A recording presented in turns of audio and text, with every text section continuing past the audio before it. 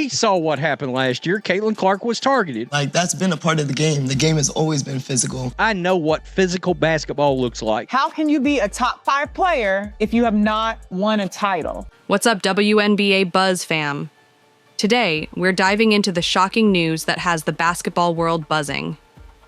Caitlin Clark just got snubbed by ESPN from their list of the greatest women's college players, and fans are outraged. Plus, WNBA stars are taking shots at her, claiming the backlash is all about race and rivalry. Is Caitlin Clark being unfairly targeted, or is there more to the story? Let's break it all down. Let me know if this short intro works or if you want it tweaked. What was your reaction to some of the new viewers and fans to the game thinking that the WNBA was too rough? You see my tooth knocked out? Yeah, Rookie season, Jewel Lloyd. It's just a part of the game. So there was no targeting, there was no nothing. All right, let's get straight into the first major point, the ESPN snub that's got everyone talking. Recently, ESPN released their list of the greatest women's college basketball players of all time, and shockingly, Caitlin Clark's name was nowhere to be found. That's right. Despite being one of the most dominant and record-breaking players of her generation, ESPN decided to leave her off the list entirely. The white lady entered the league and started shutting y'all's asses up. She started knocking them down. Now let's talk facts for a second. Caitlin Clark isn't just any player. She's a 3-time NCAA scoring leader and assist leader, a 2-time AP Player of the Year, and a 3-time All-American. Plus, she holds the title of all-time leading scorer in NCAA history, men's or women's. Natasha Cloud has come out and said the new fans that have come into the league, a lot of them are racist. This isn't just an impressive resume, it's a historic one. So why did ESPN leave her out? The only excuse they gave was that Caitlin Clark never won a national championship during her time at Iowa. But here's the kicker. Championships are a team achievement, not an individual accolade. Some of the greatest players in basketball history never won a title, but their impact and dominance on the court were undeniable. So she went on with fellow racist Ryan Clark on The Pivot, talking about how racist we are. They can't see over their own hate. Fans are furious, and it's easy to see why. They feel that ESPN is downplaying Caitlin's accomplishments just because she didn't have a stacked team around her, like some of the other players on the list. Meanwhile, legends like Breanna Stewart, Candace Parker, Diana Taurasi, Maya Moore, and Cheryl Miller made the cut, all of whom played for powerhouse programs like UConn and Tennessee. But Caitlin Clark? She played for Iowa, a school that wasn't a national powerhouse until she put them on the map. It's like punishing a player for carrying a less talented team to the highest level. Fans are calling it disrespectful and accusing ESPN of pushing a biased agenda. By the end of the first year, y'all all look like fools. The rookie made the all-WNBA team, but y'all got reality checked, and these players are mad. They wanted to grow the league as long as the league were a bunch of woke activist fans. And it's not just the fans. Even some analysts are questioning the logic behind the decision. They argue that Caitlin's individual greatness and ability to transform a program should outweigh the lack of a championship. They're saying ESPN just doesn't want to give her the credit she deserves because she's changing the face of the game too quickly for their narrative to keep up. Now, let's move on to the second major part of this drama, Natasha Cloud's controversial comments and how they've sparked major backlash from fans. I know what physical basketball looks like, and I know that what I saw on Caitlin Clark last year was not physical basketball, it was targeting. After ESPN snubbed Caitlin Clark from the list of the greatest women's college basketball players, WNBA star Natasha Cloud didn't hold back her thoughts. In a recent interview, she openly criticized the new wave of WNBA fans, suggesting that many of them are racist and don't truly support the league. According to Cloud, the sudden surge in popularity and viewership, largely credited to Caitlin Clark's rise, has brought in fans who are more interested in criticizing players than supporting women's basketball as a whole. Natasha Cloud hates Sophie Cunningham for voting for Trump. She hates America. I tried to have open dialogue. I tried to have hard dialogue with her. And it is what it is. What you vote for this election, we gonna see. But my life depends on it. And if that don't matter to you, you can't tell someone you love them and then vote against their life. Period.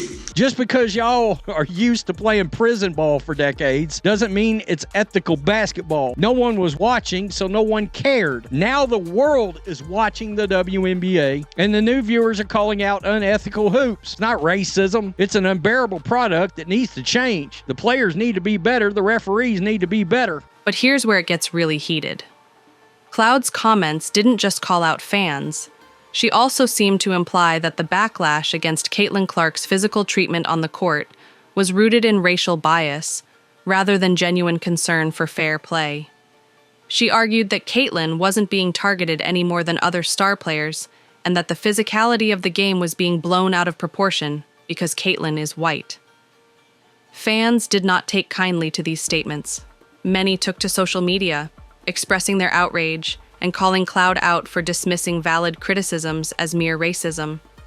They argued that Caitlin Clark's treatment on the court has been visibly more aggressive than what other players face, pointing to several instances where she was knocked down, shoved, and fouled hard without getting calls from the refs. It almost felt like marketers were trying to figure out, like, yeah, we have all of these amazing players and these amazing personalities, but can we push the demographic? And then when Caitlin Clark got to the league, the Angel Reeses got to the league, and they might have been fouled hard. The same thing I saw happen with Shamika Holsclaw, though.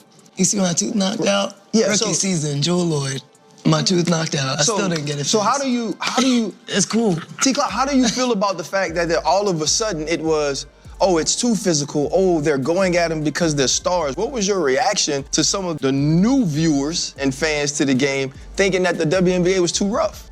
It was a crazy season because we have never had so much momentum behind our league, so much support, demand, viewership, all that, accessibility. But the craziness that came with the new fandom was rooted in something other than fandom, right? And I think that's very evident to see across the board. In a lot of ways, it has not been about basketball. Like, we can talk about, you know, people getting fouled. I just showed you my tooth getting knocked out. Like, that's been a part of the game. The game has always been physical. I can tell you the amount of times I've left with bloody lips and eyes. I have bruises all over my body, even from the game last night. You can see bruises on my elbow from last night. Like, right. It's just a part of the game. So there was no targeting. There was no nothing. Right. That narrative that got spun into, oh, the vets hate the rookies hate the vets are going after certain players. It's all bullshit. Like, if I'm just gonna be frank, like, it's all bullshit. What it is racism, right? It gets blown up into, oh, they're going after Caitlin Clark, but no, we're just playing one of the best players that's in this league the way that any other best player, franchise player is gonna get played. Mm-hmm. Watch how Stewie gets played. Watch how Asia gets played. Watch how Enrique gets played. Watch how Khalid gets played. Go down the list of franchise players for every team. They be getting fucked up every game. It don't matter what position you are, what color you are, what school you came out of. This is how we feed our families. Our job is to go and win, and if we don't win, what happens? We get fired. We lose our jobs, so. Facts. Caitlin Clark is getting mauled, no calls. Ryan Clark is a clout chaser that stinks at sports commentary. His co-hosts aren't worth mentioning. Natasha Cloud, a.k.a. Natasha Clown, is running the race-baiting media because she's average at best in the W, and now she's stuck in Connecticut because she stinks. Even some basketball analysts chimed in, saying that Natasha Cloud's comments were divisive and counterproductive to growing the league. Instead of uniting fans around the success of women's basketball, her statements seemed to alienate a massive new audience that Caitlin Clark brought to the WNBA. But the controversy didn't end there. Fans also pointed out Cloud's past remarks and political opinions, arguing that she often shifts blame to external factors instead of taking accountability for her own performance. This led to accusations that Cloud's comments were more about jealousy and resentment than a genuine defense of WNBA traditions. Here's the thing. Love Caitlin. Love how she's transcended the game. I'm not going to go away from that. But in the open, we said, what makes a top 5 player? Winning. The only strike against Caitlin Clark is that she has not won a national championship. And that is the only thing that you can put against her, because the way she has dominated the record books when she was at Iowa was something you could not duplicate. She's a 3-time NCAA scoring leader and assist leader. Yeah. A true point guard for the people. 3-time All-American, 2-time Naismith Player of the Year, 2-time AP Player of the Year, all-time leading scorer. She broke the records of Kelsey Plum and Sabrina. Like, literally, there is nobody who has been such a front-facing name. It's a direct reflection of her skill set, but how can you be a top 5 player if you have not won a title?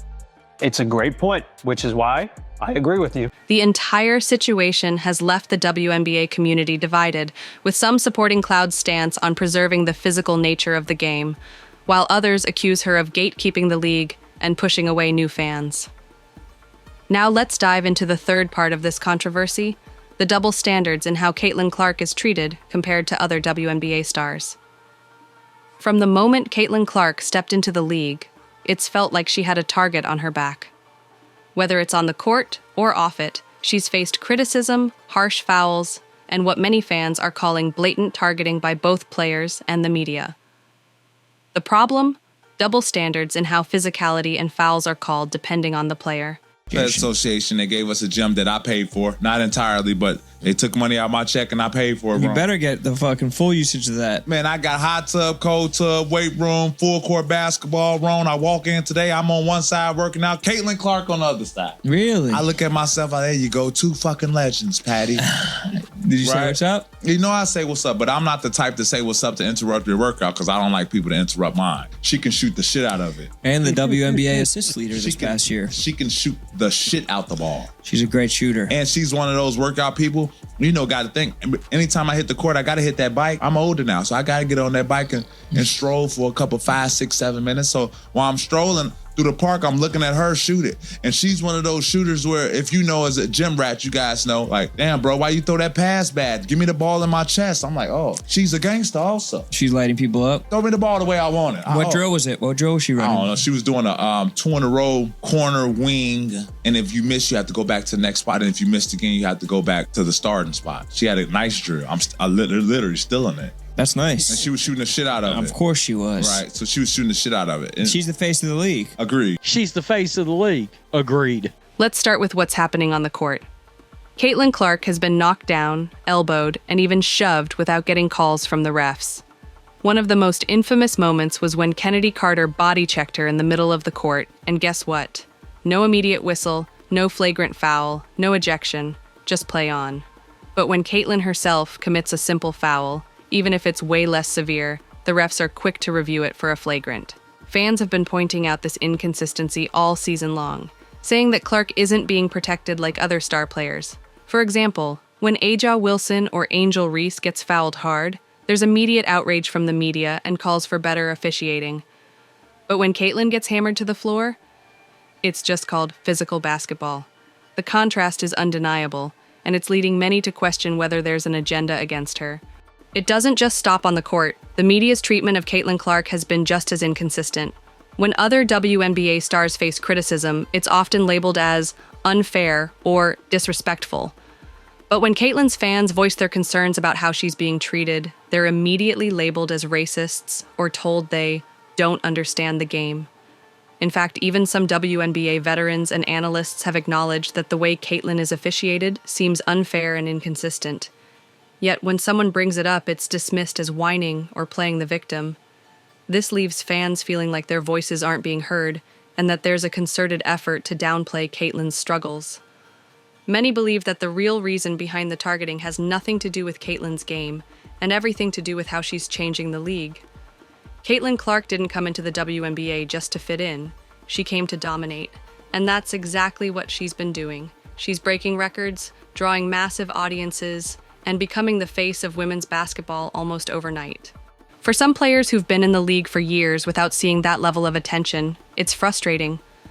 It feels like Caitlin is taking the spotlight from those who put in the time to build the league's foundation. But here's the truth. The WNBA has been craving this kind of attention for years. Now that Caitlin Clark is delivering it, it feels like some players and media outlets aren't ready to embrace it. Fans are seeing right through the hypocrisy, and they're not holding back. They're calling out how the WNBA wanted more viewership and exposure, but now that Caitlin's brought it, they're pushing back because it didn't happen on their terms. At the end of the day, it's not just about physicality or basketball style. It's about how the league handles its rising stars and whether it's truly ready to embrace change. Caitlin Clark has brought a new wave of fans and excitement to women's basketball, but the league's resistance to her success is creating unnecessary controversy. All right, WNBA Buzz fam, that's the breakdown of the latest Caitlin Clark drama. From ESPN's shocking snub to Natasha Cloud's controversial comments and the blatant double standards on the court, it's clear that this story isn't going away anytime soon. Whether you think Caitlin is being unfairly targeted or just facing the reality of being a superstar, one thing's for sure, she's got the whole basketball world talking. Let me know what you think in the comments. Do you agree that Caitlin Clark is being singled out? Or is this just the reality of being at the top? I want to hear your takes. If you enjoyed this video, don't forget to like, share, and subscribe for more hard-hitting WNBA news and analysis. Turn on that notification bell so you never miss a story. Thanks for watching, and I'll catch you in the next one.